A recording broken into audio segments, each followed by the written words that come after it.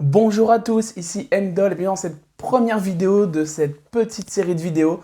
Une qui sortira par jour jusque dimanche, jour d'Halloween. Thématique, vous l'aurez deviné, le film d'horreur.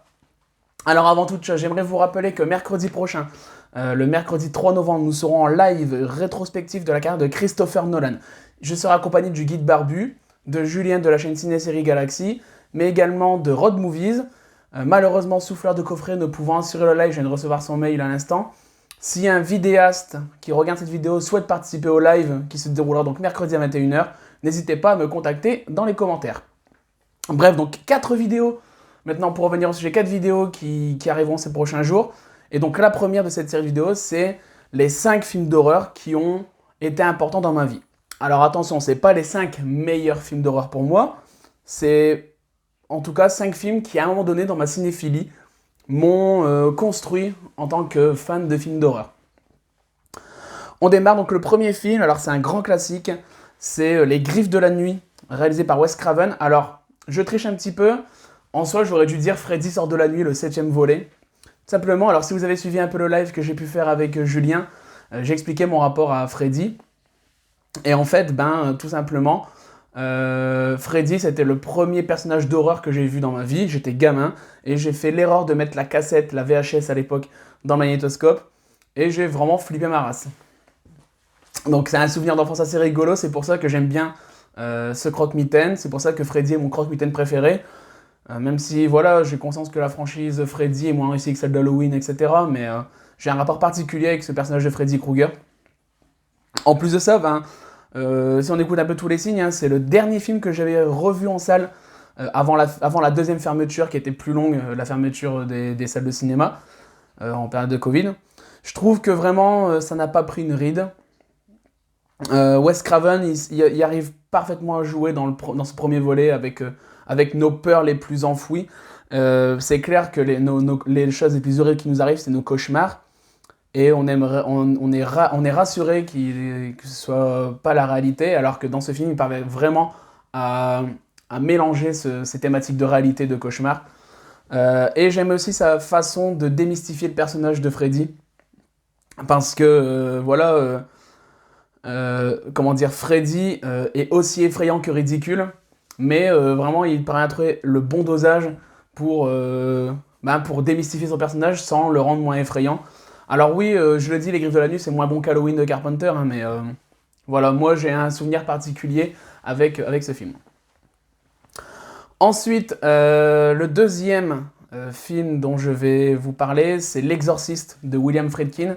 Alors L'Exorciste, c'est peut-être, voilà, c'est pas mon film d'horreur préféré, je vais le laisser dans la vidéo de toute façon, mais en tout cas, je l'ai vu également assez tôt, je n'avais même pas 10 ans quand je l'ai vu, je pense, L'Exorciste. Et en fait, ça a été très important dans ma cinéphilie parce que j'ai été effrayé, mais effrayé au plus haut point. Je suis toujours autant effrayé quand je regarde L'Exorciste de toute façon, mais j'ai été fasciné par ce que j'avais vu à l'écran, et c'est là que j'ai compris, que j'ai pris conscience du pouvoir du langage cinématographique, et vraiment le pouvoir qu'avait le cinéma de nous amener ce genre d'émotion, donc cette peur. Et pareil, je l'ai revu en salle, pardon. Je l'ai revu en salle il y a 1 an et demi, 2 ans, un peu avant le Covid. Et c'était incroyable, j'ai autant flippé que la première fois dont je l'ai vu. Bref, c'est un film qui te fait questionner aussi sur tout ce qu'il y a au plus profond de toi, c'est-à-dire la notion de foi, etc. À travers les personnages. Donc il y a l'aspect très terre à terre. Et justement, il y a vraiment un décalage intéressant dans ce film, c'est les effets spéciaux qui peuvent maintenant paraître un peu kitsch au final, mais c'est très grossier. Et à la fois, ça questionne des choses vraiment très profondes, notre rapport à la croyance et à la spiritualité. Donc c'est pour ça aussi que j'adore beaucoup L'Exorciste de William Friedkin, qui est pour moi une grande référence dans le film d'horreur. Voilà, j'espère que les personnes qui le découvrent maintenant ont toujours ce même frisson, mais en tout cas, moi, il n'y a aucun souci avec ça. Ensuite, on arrive dans mon adolescence, là, et je suis allé progressivement vers le cinéma un peu plus gore.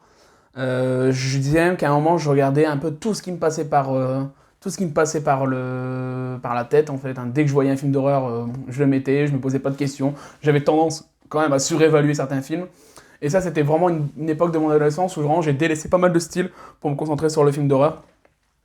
Et un des films qui m'a marqué, c'est The Descent, qui est sorti en 2005, je crois. Je dis peut-être des bêtises, hein.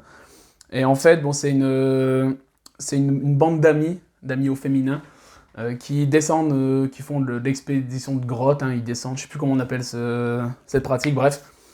Et en fait, ils vont se retrouver nez à nez avec des créatures qui vivent dans ces grottes, et ça devient très compliqué d'en sortir, parce qu'en plus, c'est une grotte où on n'a pas tellement le droit d'y aller, où il n'y a pas tellement d'issues, et c'est assez compliqué. Et The Descent, c'est vraiment un excellent film. J'aime beaucoup cette tension progressive installée dans le récit. En plus, il fait quasiment toujours noir, hein, c'est allumé. Le seul éclairage qu'il y a, c'est soit les lampes torches, soit les allumettes. Cette tension progressive, où il y a un bon 3/4 d'heure où on ne voit pas les bêtes. Et ben franchement, on les devine par contre. Parfois on voit une ombre passer, parfois en arrière-plan on voit quelque chose passer, on devine les bêtes, mais cette tension progressive elle est vraiment jouissive. Et quand elles arrivent, ces bêtes, là ça pète de partout et c'est vraiment génial. Il y a vraiment, comme je disais, un gros travail sur l'éclairage, hein, puisque ça se passe au fond des grottes, donc éclairé soit à la lanterne, soit à l'allumette, c'est vraiment très bon. Et puis, au-delà de cet aspect survival, il y a également tout le côté dilemme entre les personnages, parce qu'il y a des histoires propres aux personnages, et donc il y a pas mal de dilemmes moraux dans ce film. Bref, c'est une vraie réussite. Il y a une suite qui était sympathique aussi, j'ai plus trop de souvenirs, mais elle était cohérente. En tout cas, le premier The Descent, c'est une vraie pépite. Pour continuer dans la thématique du gore, je vais vous parler de Hostel de Eli Roth.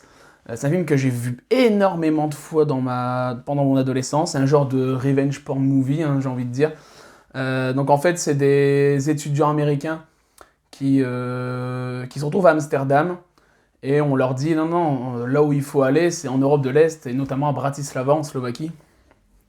Là-bas, vous allez vous allez vous taper les tonnes de gonzesses, c'est pas cher, c'est vraiment génial. Et en fait, ils vont tomber droit dans un piège où ils vont se retrouver au milieu d'un trafic d'êtres humains. C'est un excellent film dans ces thématiques. Alors les scènes sont ignobles, hein. Si vous détestez le gore, ne regardez pas. Il y a une scène en particulier avec la fille d'origine asiatique que j'ai encore du mal à regarder à l'heure actuelle, hein. Alors que c'est grossier, hein, au final, hein. Ça peut en faire rire certains, mais c'est quand même dur à regarder. Mais j'adore le message du film.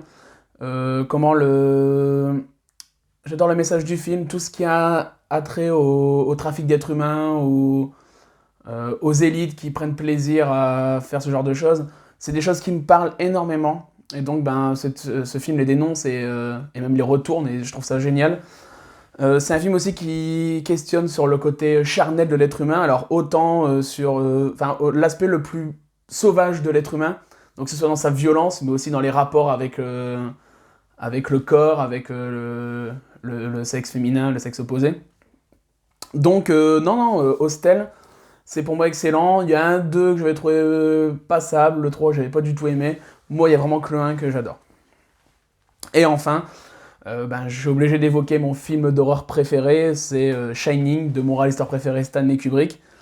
C'est mon film d'horreur préféré, je suis toujours fasciné par l'ambiance dégagée par ce film. Graphiquement, c'est incroyable. Les jumelles, la vieille dame, tout ça, ces personnages-là sont iconiques. En plus de ça, c'est une très bonne adaptation, parce que bon, le bouquin de Stephen King est très bon, mais l'adaptation de Stephen King est pour moi encore meilleure. C'est un film sur l'humain face à lui-même. C'est un film sur l'humain face à ses déboires, face à son passé, et comment gérer ça dans un environnement clos. Comment gérer ça comment gérer sa propre solitude. Donc voilà, Shining, j'adore, vraiment. Merci d'avoir suivi cette vidéo, je vous souhaite une bonne soirée, on se retrouve demain pour une nouvelle vidéo qui sera consacrée aux films d'horreur que je trouve surestimés. En attendant, passez une bonne soirée et à bientôt. Salut!